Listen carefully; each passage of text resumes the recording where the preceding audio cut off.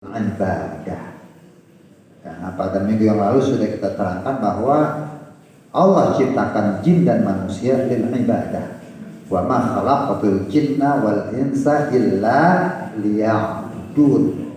Apapun kita lakukan, mencari ilmu, datang ke majelis ilmu, ataupun perkara-perkara lain, niatkan segala sesuatunya lil ibadah, agar ada pahala dari Allah.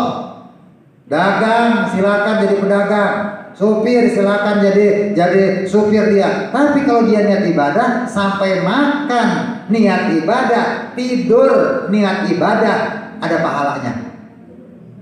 Nah, gitu ya.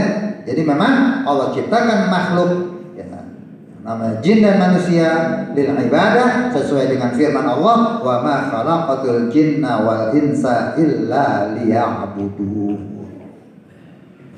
Ya. Nah, dilanjutkan sama ulama, apa kata ulama tentang perkara ibadah nih? Fahaqqa alaihim al-i'tina'u bima khuliqu lahu. Maka harus atas manusia, atas hamba nih kita nih, al-i'tina, penuh perhatian. Jangan main-main, ini ibadah. Jadi kita perlu perhatikan benar-benar biar ada pahalanya. Jangan asal-asalan. Kita ke kantor jangan asal-asalan, niat ini ibadah. Kita pergi ke pasar jangan asal-asalan, niat ini ibadah. Kita jadi pedagang jangan asal-asalan, lihat niat ini ibadah. Kita datang ke majelis ini jangan asal-asalan.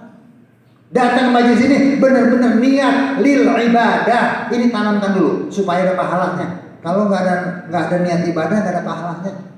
Ya, maka wajib kita al-i'tina'u bima khuliqu lahu. Wajib kita perhatikan ya, segenap tenaga kekuatan kita untuk benar-benar apa yang kita lakukan niat lil ibadah.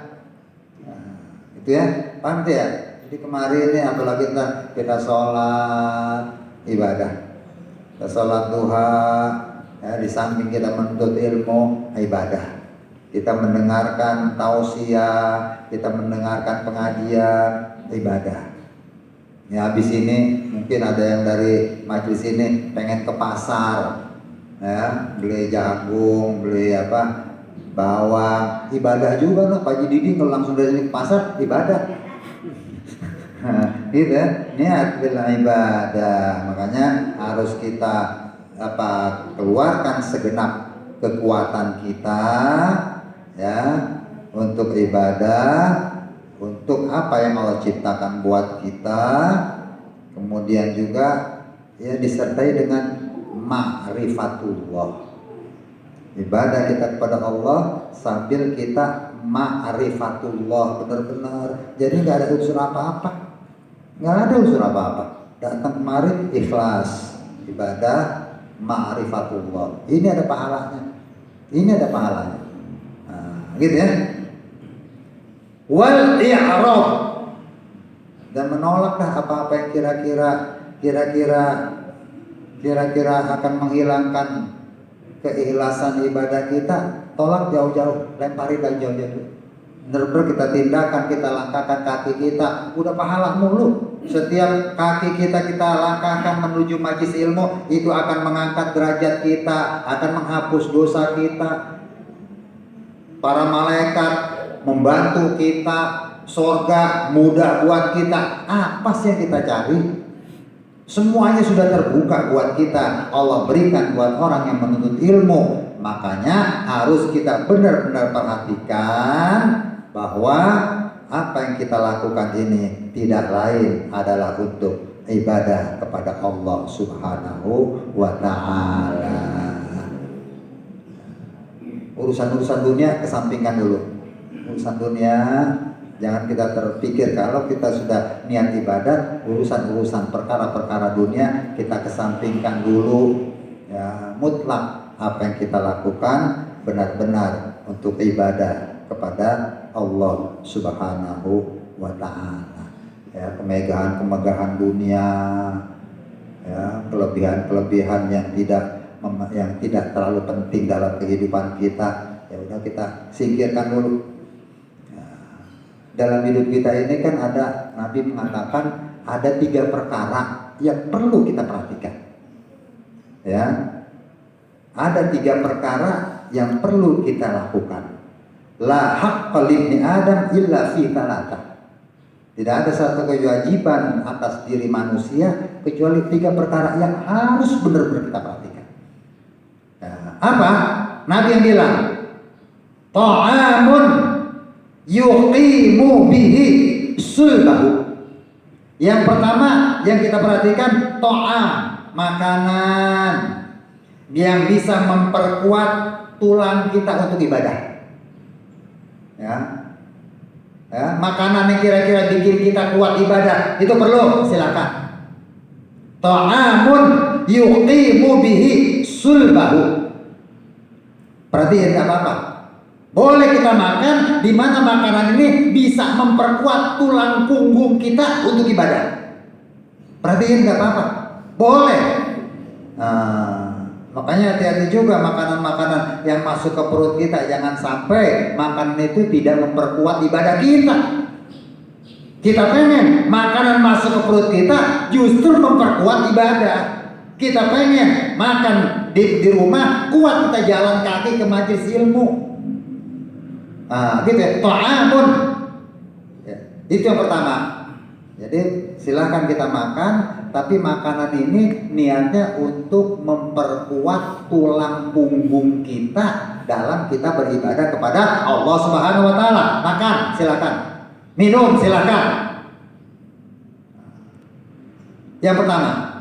Yang kedua, yang wajib yang harus ada dalam diri kita, wasaubun yuwari bihi auratahu. Perlu yang kedua, pakaian yang bisa menutup auratnya.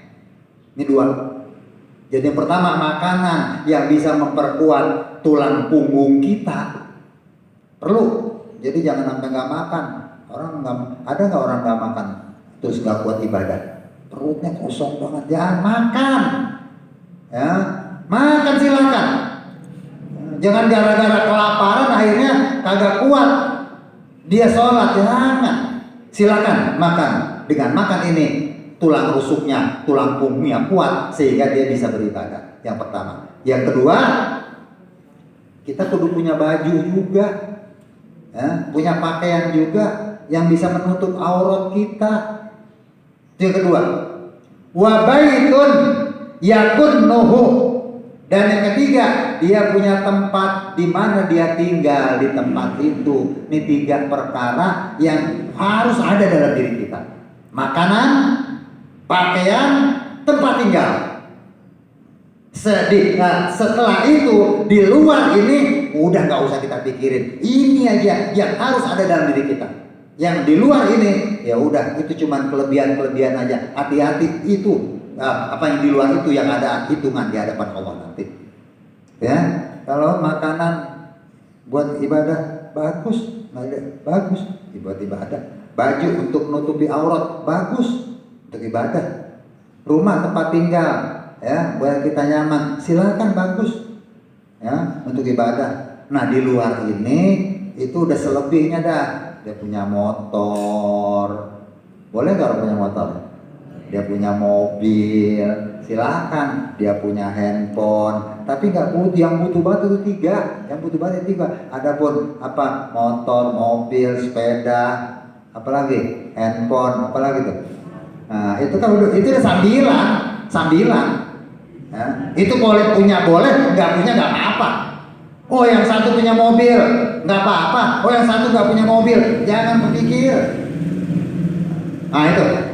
Nah, jadi mudah-mudahan 3 perkara ini ada dalam diri kita.